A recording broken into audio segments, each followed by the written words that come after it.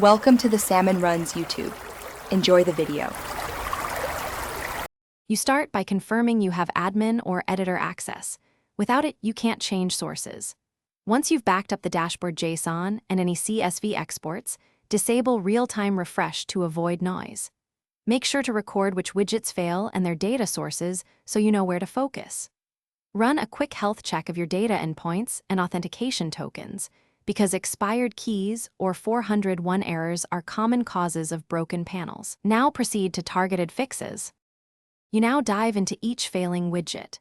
Start by testing queries in the query editor and adjust time ranges or filters, bad where clauses often hide data. Then validate the API endpoint and response shape. Once the schema mismatches, maps and joins break. Update auth headers or refresh tokens when requests get 401 or 403.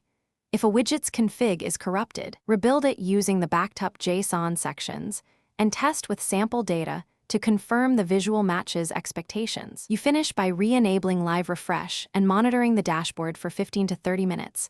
Watch for spikes or repeated failures. Make a concise changelog that lists what you modified and include rollback steps in case you must revert. Update and securely store any rotated tokens.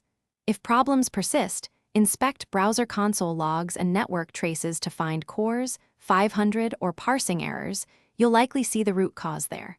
If needed, revert to the backed-up JSON and iterate on the specific fix. Thanks for watching. Consider subscribing if we helped you.